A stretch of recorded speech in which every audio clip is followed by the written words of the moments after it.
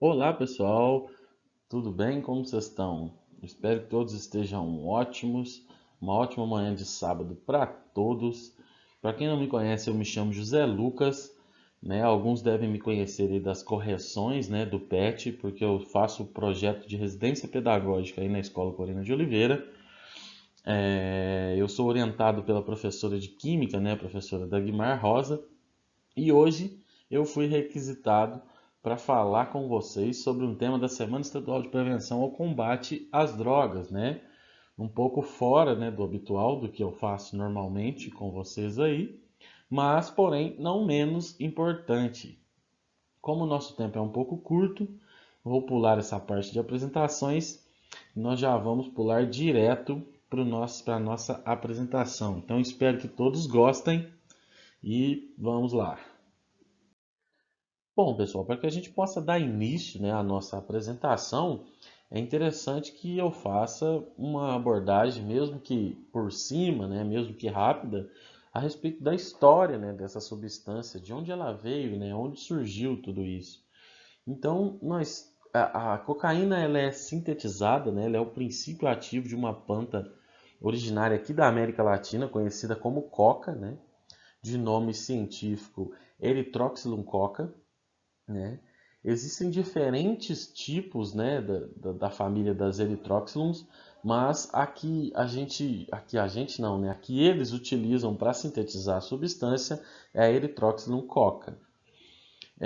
Há indícios, né, nos estudos de antropólogos, paleontólogos e tudo mais, de que há 3.000 anos antes de Cristo, os incas já mastigavam as folhas, né, desta planta com o objetivo de acelerar a sua frequência, né, os seus batimentos cardíacos, para que facilitasse a vida deles no ar rarefeito dos Andes, ou seja, eles mastigavam nessa planta e aí eles faziam um processo bioquímico no corpo para acelerar a frequência cardíaca e assim aumentar a oxigenação do corpo, né?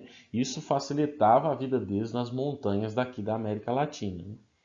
A cocaína em si, né, o pó branco, a cocaína em si, foi sintetizada pela primeira vez em 1859 por esse senhor que está aqui, né? O nome dele é Albert Newman, né? Ela foi gerada como produto da dissertação de doutorado, né, deste químico. Bom, pessoal, se a gente fosse traçar, né, uma linha cronológica de como essa substância foi inserida na sociedade, seria mais ou menos assim. De 1860 até os primeiros anos de 1900, ela foi inserida aos poucos como medicamento. Então existiam tônicos, vinhos, pomadas, elixir, existia tudo quanto é tipo de remédio à base dessa cocaína e às vezes até potencializada com outra planta que tem um potencial muito destrutivo, né, em termos de entorpecentes, que é o ópio, né, que para quem não sabe é dele que se origina a droga heroína, né? Em 1886, um farmacêutico chamado John Pemberton, ele incluiu como ingrediente principal, né, do refrigerante que ele estava criando folhas de coca. Acredito que vocês já devem saber qual é esse refrigerante, né? Quem chutou Coca-Cola está correto, né? Só que em 1903, por causa de uma pressão, né, popular, ele acabou tendo que retirar esse ingrediente, né, as folhas de coca, da formulação original do seu refrigerante. Então, há muito tempo a Coca-Cola não tem mais folhas de coca na sua formulação. Então, se você já ouviu que tem cocaína na Coca-Cola, é mentira, né?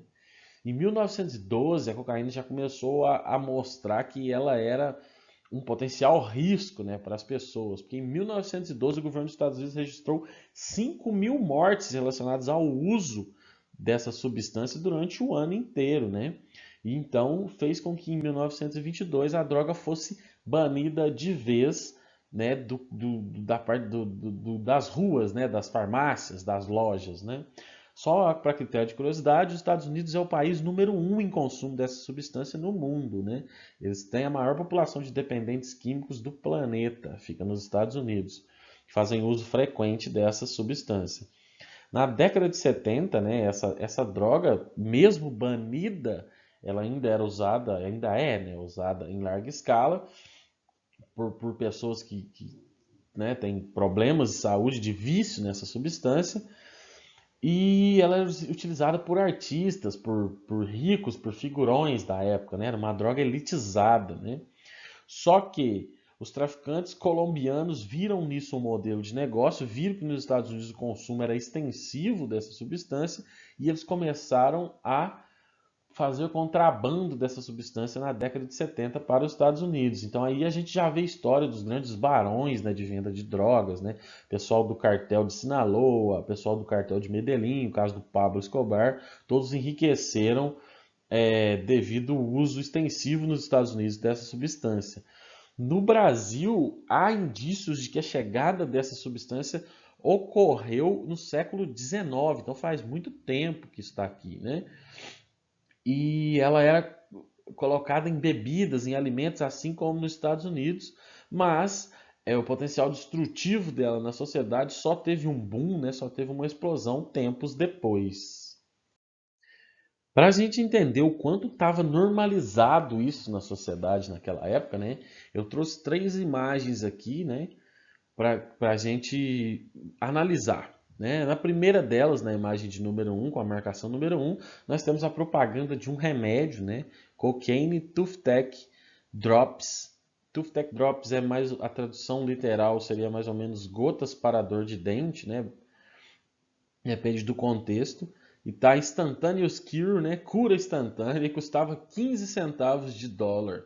Era feito pela empresa Lloyd Manufacturing CO, né? E o mais interessante, não o mais interessante, mas uma coisa interessante é o que está aqui embaixo, né? Que está escrito For Sale by All Drugs. Ou seja, na tradução tá, é vendida por todos os farmacêuticos, né? E uma coisa que eu achei muito estranha nessa imagem, né, se a gente for analisar semioticamente, é que ela tem crianças na sua propaganda, né? Crianças brincando, fazendo uma casinha aqui, e para os nossos dias atuais isso é um absurdo, né? A segunda imagem é a imagem de número 2. Nós temos aqui Maltine, né? With Cockvine, ou seja, um vinho de coca, né? Que era vendido para recreação. E na terceira imagem nós temos uma ovelha que ingeriu folhas, né, da planta coca. E a gente vê que ela está entrando em colapso aqui, ela está tendo algo muito parecido, né, muito próximo com a overdose que se dá devido ao excesso de uso dessa substância, né? Bom, aqui nesse slide, né, nós temos as características químicas da substância, né? Nós temos a fórmula molecular dela, né, C17H21NO4, né? Nós sabemos que ela é um alcaloide, né? Alcaloides, pessoal, eu tomei a liberdade porque algumas pessoas podem não ter visto isso ainda, né? Alcaloides são um conjunto de aminas cíclicas de origem vegetal, né? Quem está aí no terceiro ano do ensino médio vai estar familiarizado, né, com esses temas, alcaloides, aminas, né? Que são funções orgânicas, é o que se estuda no terceiro ano, mas quem não está, fique tranquilo, que daqui a um tempo você já vai estar craque nisso aí, já vai entender o que eu estou falando aqui. Mas, a princípio, né, o que a gente vai falar aqui é só que eles são alcaloides, né? Nós temos a fórmula estrutural deles também, uma fórmula bem complexa, né, com uma geometria complexa, inclusive. E nós temos um exemplo dela já pronta, né, ela já sintetizada. Ela é um pó de cor branca, né, e cristalina, parecido com trigo. Inclusive, eles colocam trigo para aumentar o volume e ganhar mais dinheiro, né? Então, pessoal, com o objetivo único e exclusivo de ganhar dinheiro durante a sintetização, né, dessa substância, os traficantes lá, que são os fornecedores dessa droga, eles acabam fazendo uso de algumas substâncias que são extremamente nocivas ao ser humano por ingestão, né? Os exemplos claros é que eles usam querosene, gasolina e ácido sulfúrico, né, durante a prensagem da planta, porque assim eles conseguem extrair o alcaloide, ou seja, o princípio ativo específico para fazer a droga, né? Então eu coloquei aqui, né, as fórmulas moleculares desses compostos que são utilizados, mas só para a gente contextualizar, querosene e gasolina são compostos que são sintetizados através, né, da destilação do petróleo. Então, a gasolina é uma mistura de diversos hidrocarbonetos. A querosene também é um hidrocarboneto, então o seu corpo não foi feito para sintetizar isso dentro dele, né? E o ácido sulfúrico dispensa comentários, né? Um ácido extremamente forte. E não satisfeitos, eles ainda tratam isso com ácido clorídrico, que é um outro ácido extremamente forte, e para poder deixá-la branca, né? Formar o pozinho branco. Então, os efeitos dessa droga no corpo humano eles são variados. Eu listei alguns aqui para vocês, né? Que é a intensa sensação de euforia, dificuldades cardiovasculares, problemas respiratórios, transtornos gastrointestinais, complicações nos rins e no fígado e um transtorno mental grave. Ou seja, se você já tiver uma predisposição a ter um problema mental, como uma esquizofrenia ou algo parecido, essa substância ela vira a chave e pode ser que a pessoa, que o usuário que já tem essa predisposição, desenvolva a doença em sua forma plena, né? Bom, pessoal, nesse último slide eu vou mostrar para vocês, né, algumas etapas que estão relacionadas ao vício nessa substância, né? Falando para vocês, né, de uma visão mais química, né, bioquímica da coisa, de como isso acontece, como isso ocorre, né? Eu coloquei uma imagem aqui de forma ilustrativa e eu peço que enquanto eu falo, vocês olhem para a imagem, porque ela vai auxiliar a gente muito a entender, né, esse processo, né? Então, a primeira coisa que a gente precisa entender é que o nosso corpo, né, as células nervosas do nosso corpo, ou seja, os nossos neurônios, eles, eles sintetizam substâncias chamadas de neurotransmissores, né? Então, a gente tem diversos exemplos de neurotransmissores. Aqui eu falei alguns, né, que é a dopamina, noradrenalina, serotonina, né? E esses neurotransmissores eles estão diretamente relacionados às sensações que nós temos, né? Ou seja, alguns efeitos que nós temos, como prazer, motivação, alegria, né? E quando esses neurotransmissores são sintetizados, eles são armazenados dentro de vesículas, né, nas nossas células nervosas, ou seja, nos nossos neurônios. Essas vesículas, elas são chamadas de vesículas sinápticas, né? Essas vesículas elas são responsáveis pelo transporte, né, durante a sinapse, durante a interação das células nervosas entre si, né? E esse transporte eles são feitos a partir de sítios que são chamados de sítios transportadores. Se vocês analisarem na imagem, né, nós temos o neurônio pré-simpático e o neurônio pós-simpático. A grosso modo, nós podemos dizer que o pré-simpático é quem vai enviar, né, quem vai dar esses neurotransmissores, e o pós-simpático é quem recebe.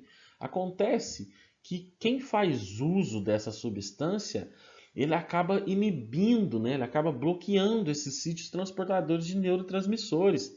E isso faz com que se gere um excesso de neurotransmissores no espaço intersináptico. Então, se a gente observar ali na nossa imagem, né, tem um pedacinho ali que está escrito fenda sináptica. Então, aquele ali é o espaço intersináptico. É o espaço entre uma célula nervosa e outra, onde está ocorrendo o processo bioquímico, né, no nosso cérebro. Então, a inibição desses sítios transportadores, ela faz com que se tenha um excesso, né, com que se sature de neurotransmissores ali, e isso potencializa e muito, né, os efeitos gerados pelos neurotransmissores, como eu já tinha dito antes, efeitos de prazer, felicidade, euforia, motivação.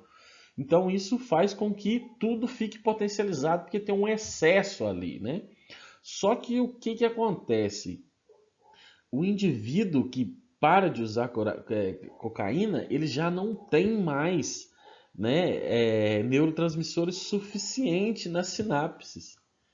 Então, ele acaba ficando tendo efeito contrário ao que a droga dá a ele, né? Ele acaba tendo fadiga, ele acaba desenvolvendo depressão, ele tem picos de humor alterado e o que é pior, como você ingere aquilo e ele te dá, ele potencializa, né, a quantidade de sítios transportadores com neurotransmissores no espaço intersináptico, o seu corpo entende que o uso daquela substância é o responsável pela formulação de neurotransmissores. Então ele acaba sentindo necessidade de usar a substância. E aí nós temos a química do vício.